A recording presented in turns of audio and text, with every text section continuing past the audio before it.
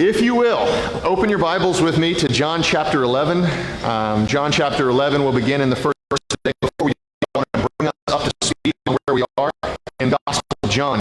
Jesus has now had two pretty lengthy speeches in Jerusalem, and both of those speeches have gained him opponents, and they don't like what he's teaching there. And in fact, in the last speech, Jesus stood up and said, in essence, he said that he is God. He made the claim that he is God. He said, I and the Father are one. And it made his opponents so angry that they picked up stones to stone him to death. And in order to avoid that fate, Jesus gets out of town and he goes to this place where John the Baptist was at one point baptizing. And the scripture tells us many people come to believe in him there. And it's in that place where Jesus gets news about his friend who's fallen ill. And that's really where our story opens up today. So again, John chapter 11, let's start in the first first 6 verses here. Now a certain man was sick, Lazarus of Bethany, the village of Mary and her sister Martha. And it was the Mary who anointed the Lord with ointment and wiped his feet with her hair, whose brother Lazarus was sick. So the sisters sent word to him, saying, Lord, behold, he whom you love is sick. But when Jesus heard this, he said, This sickness is not meant for death, but is for the glory of God, so that the Son of God may be glorified by it. Now Jesus loved Martha and her sister and Lazarus. So when he heard that he was sick, he stayed 2 days longer in the place where he was. We'll stop there. Verses 5 and 6 are an interesting pair because verse 5 tells us that Jesus loved these siblings. And in fact, throughout the other course of the gospel, we know that this family was in fact very close friends to Jesus. And so it makes verse 6 even more perplexing, even stranger, because verse 6 says, in light of all of his love for these people, it says that once he heard his friend was sick, he did not leave immediately. He didn't even plan to leave the next day. He says he stayed 2 days longer. Why would he do that if his friend was sick? Well, I think we find our answer in verse 4. In verse 4, Jesus says this, This sickness is not meant for death, but it is for the glory of God. As we'll see toward the end of this sermon, this illness that Lazarus has, it does in fact lead to his death. And I don't want to steal too much thunder from next week, but just know this, next week we'll see that Jesus raises Lazarus from the dead. I hope that's not a spoiler for anybody. But knowing these things helps us understand what Jesus is trying to say in verse 4 when Jesus says this sickness is not meant for death. He's not saying that Lazarus is not going to die. He's saying that death is not the point of this illness that's going on in his life. The point, Jesus says, is the glory of God that will be displayed in Jesus when he raises Lazarus from the dead. Do you ever get to a point in your life where you say, why, God? Why is this happening to me? Whatever it is. Of course you do. I mean, you're humans. We all do that. When Lazarus was sick, he was not with Jesus. He wasn't together with Jesus. But imagine that he were together with Jesus. He's sick. He's on what is presumably a deathbed, and he's saying, Lord, why is this happening to me? And Jesus says, oh, don't worry about it, Lazarus. This is happening for the glory of God. Kind of an unsatisfying answer, isn't it? My children ask me why questions. If you've ever had children, you know they ask you why questions. Why is the sky blue? Why do dogs bark? Why are there waves in the ocean? And my favorite one, why do we have to clean our room? I do my best to be a dutiful father and answer these why questions the best that I can. But sometimes when the whys get too many, or I'm just tired of answering why questions, I say this. I say, it's for the glory of God. That's why. Now that's not what my children are looking for. That's not the answer that they want. But it's a true answer. Everything that has ever existed, everything that has ever occurred, has done so for the express purpose. Of course, life too. But sometimes bad things happen. It can be difficult to imagine how something like that could be glorifying to God. There are circumstances that are evil, but God never allows those circumstances to exist. He never allows those circumstances to exist without having a plan to bring about even greater glory from them for himself, and ultimately greater joy for his people. Look no farther than the fall of mankind itself. Before the fall, Adam and Eve had a pretty good life. They were in a blissful condition. They lived in the Garden of Eden. And after the fall, sin and death. Why? Because only through the fall God rescued them from life. If we had never been sinners, then we would have for a Savior, someone who would bring us to a point where we are more than simple creatures. We are in fact sons and daughters of God in an even better state than our foreparents were at the very beginning.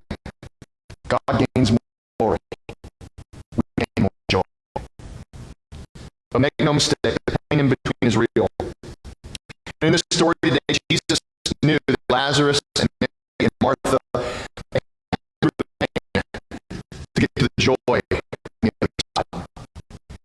That's why she delays. If he got Lazarus died, then surely Mary and Martha would have pleaded with Jesus to heal him on this sickness. As love for his friend, they felt overwhelmingly compelled to heal his friend. So instead, Jesus away and the illness course to death. Most awful thing anyone can think of, death. Yet, from it, God gained great glory. And Lazarus, Mary, and Martha, and the disciples who witnessed it, gained great, great joy. Let's read on in verses 7 to 17. Then after this, he said to the disciples, "Let's go to Judea again." The disciples said to him, "Rabbi, the Jews are just now seeking to stone you, and yet you're here again?" Jesus replied, "Are there not 12 hours in the day? If anyone during the day, he does not stumble because he sees the light of this world. But if anyone walks during the night, he stumbles because the light is not in him." This he said, he said to them, "Our friend Lazarus has fallen asleep, but I'm waking him from sleep." The disciples then said, "Lord, he's fallen asleep. Come out of it." Now Jesus had spoken of his death, but they thought he was speaking about actual sleep. So Jesus said to them plainly, "Lazarus died, and I'm glad for your sakes that I was not there, so that you may believe. But let's go to him." Therefore Thomas, who was called Didymus, said to his fellow disciples, "Let's also go, so that we may die with him." These verses show us something that's still true today, friends. Jesus knows a lot more about what's going on than his disciples do. That's still true. At first, in verse 7 and verse 8, they're worried about Jesus going back to Judea. The specific town that they're going to is the town called Bethany. It's only about 1.5 miles away from Jerusalem.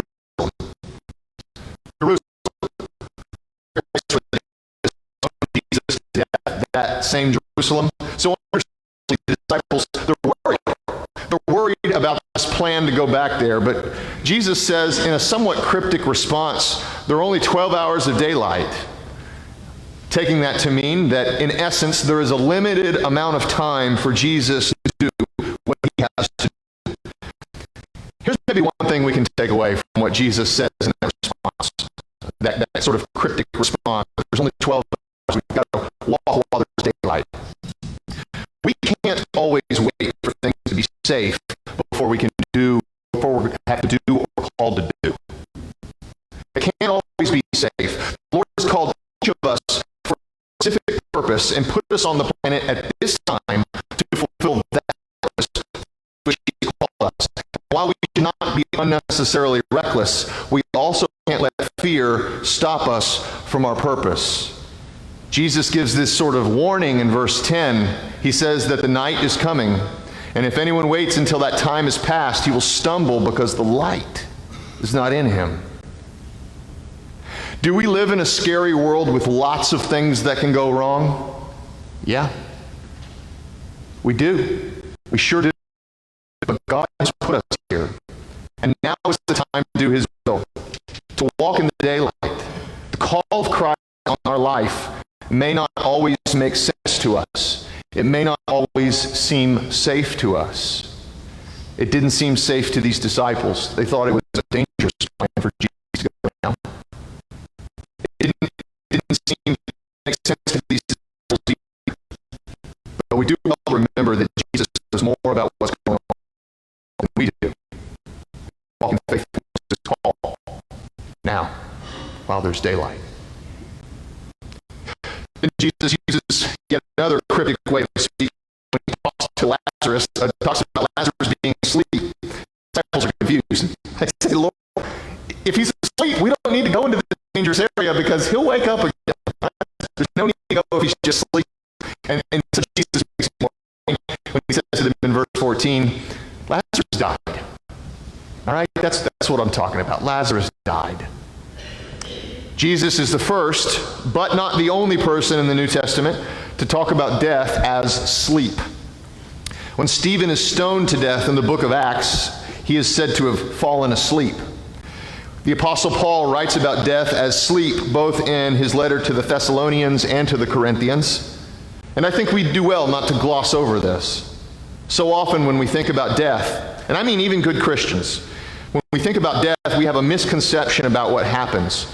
There is a pervasive thought in the Christian world that goes like this: when we die, our spirit goes to be with Jesus in heaven. Now that much is true.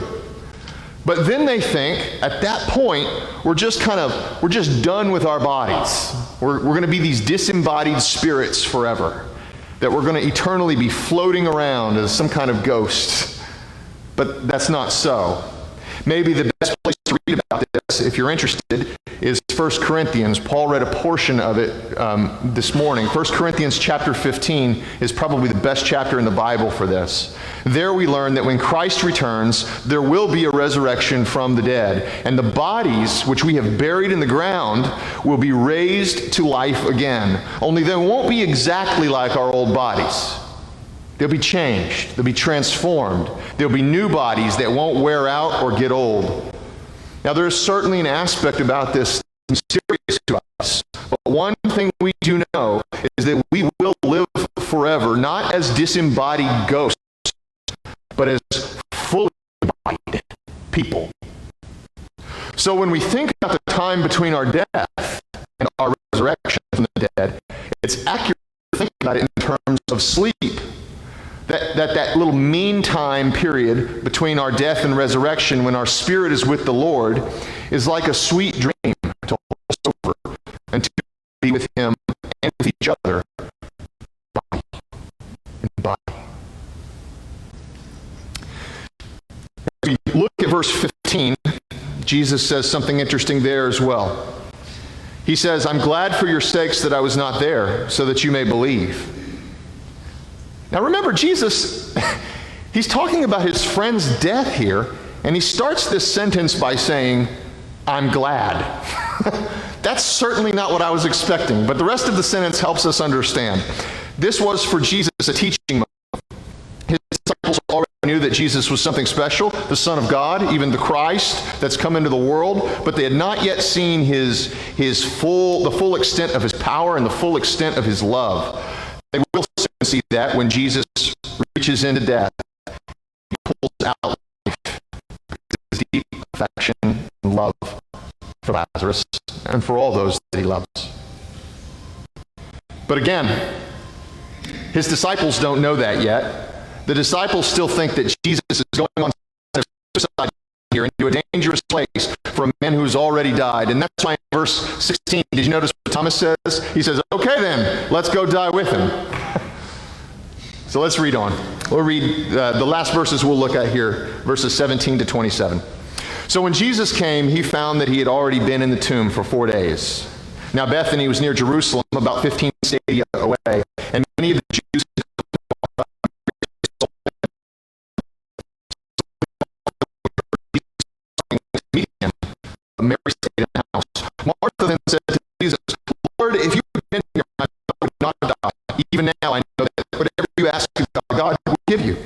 Jesus said to her, your brother will rise from the dead. I know that he'll rise in the resurrection on the last day. Jesus said to her, I am the resurrection and life. The one who believes in me will live, even if he dies. And everyone who lives and believes in me will never die. Do you believe this? She said to him, yes, Lord. I have come to believe that you are the Christ, the Son of God, and he who comes into the world. It's significant here that the body of Lazarus was in the tomb for 4 days. There are certain conditions that make a person appear as though they are dead, when in reality they're in some sort of coma or some sort of paralysis, and they can come out of that within the scope of a couple of days. I think I even remember at some point early on in English and American history, they used to have bells that were attached to the inside of coffins and went up to the ground level so that in case they accidentally buried somebody alive, they could hear a bell. There's these conditions that kind of fool us, that trick us into thinking that someone's dead when they're not yet dead. And the Jews explain this phenomenon by saying that the spirit comes around the dead body for 3 days, and sometimes, in the course of 3 days, it would re-enter the body and reanimate the body, but never after 3 days. Never after 3 days. And that's why it's so important for us to hear the words of verse 17, that he'd been in the tomb for 4 days. For 4 days. It's like saying Lazarus is definitely dead.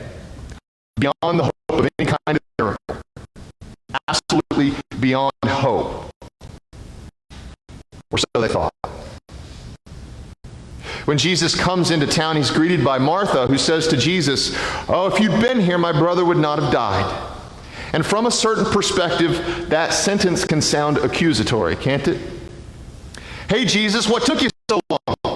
We said words several days ago. You should have been here earlier. But I don't think we should read it that way. In part because of what she says next. Even now I know that whatever you ask of God, God will give you. I believe that her words are not an accusation, but an adoration. They are words of confidence in his wisdom and his power. And if I'm right about that, it makes her faith even more amazing that it's exercised in a time of such deep grief. I have a friend who has a slightly larger family than me. He's got 4 children, and his wife, of course. And although he makes enough money to support his family and to live here in Wilmington, he is by no means a rich man. He is, however, a committed disciple of the Lord. He and I were having lunch not so long ago, and he was, by my account, he was having a pretty bad day that day. He was telling me about it. He said he got into the car, which someone had donated to them. One of their church members had donated them a car. They were in need of one, and they received this donated car. And he was putting his children in the seat to take them to school, and his daughter was in the back seat playing with the electric windows, up and down, up and down, up and down. And eventually, it broke. It broke the window, and it's just stuck in the down position now. And so he's driving, and this is the middle of winter. It's like 40 degrees outside, and he's having to drive in the middle of winter with this window down to take his kids to school. He finally gets the car into the shop. It's not a cheap fix. It's something like $400 to get this rare piece that they need to make the window work again. And he's telling me all this, and I'm thinking, golly, this is awful. I can imagine one of my own kids doing this, so I'm very sympathetic here. I'm thinking I would be furious, or I'd be frustrated, and I'd be asking, why is this happening to me? But you know what my friend did? He gets done telling me this story, and how he doesn't know exactly how he's going to pay for this window, and he says, so my wife and I, we've just been praising God this morning for another opportunity to trust in him. I was blown away. That's not at all what I would have been thinking. I should be, but that's not what I would have been thinking. Looking at it as an opportunity to trust in God for their need. When Martha is speaking with Jesus, she's not accusing him. She's acknowledging his power when she says, Lord, if you had been here, you could have made things end up. says, but I know even now, God will give you what you ask. Took difficult moments in our life when we're frustrated, or grieving, or angry, or worried. And instead of asking, why God? Why is it happening to me?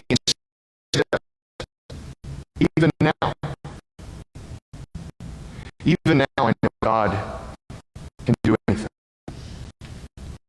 I wonder if you might be in those difficult seasons in life right now.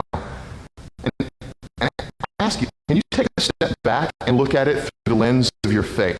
Instead of being stuck, seeing something that's bad going on in your life, can you see it instead as an opportunity God is giving you to trust Him more? To walk with Him, even when you can't see the way. To love Him, even when it hurts.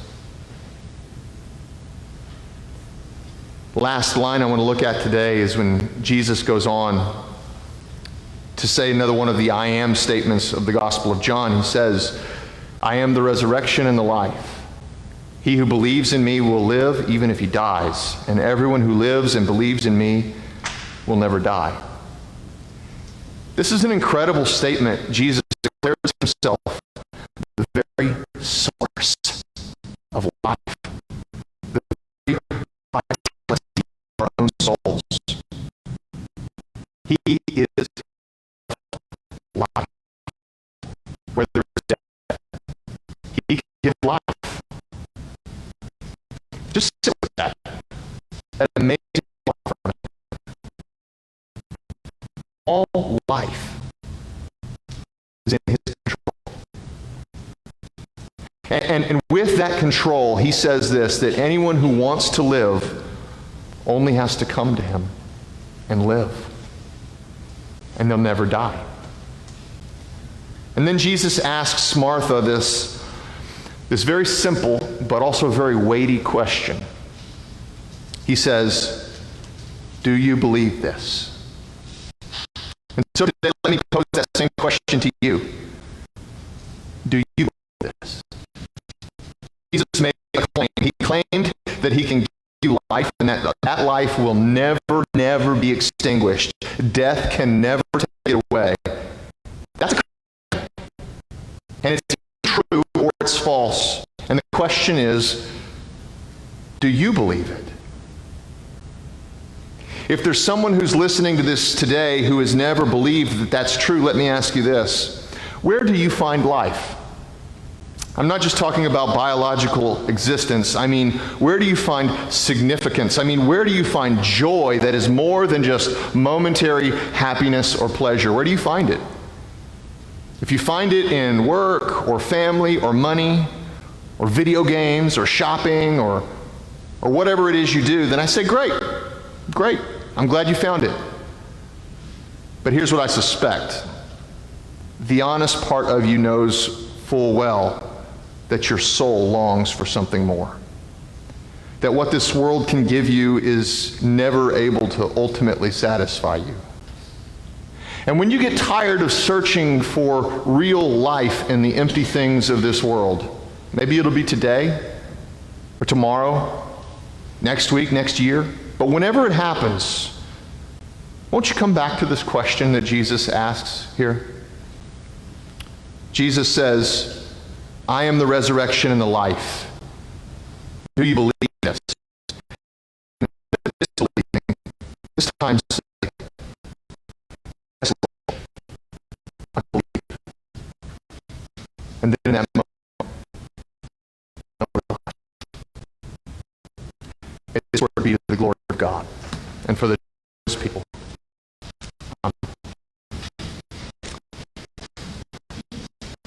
Will you pray? God, we're grateful that Christ is indeed the source of all life, that even death cannot stop Him from providing an abundant life to His people forever. Would you make us more and more into those people that Christ has already died to make us to be? Lord, would you sent us out into the world that we could shine that light. Father, this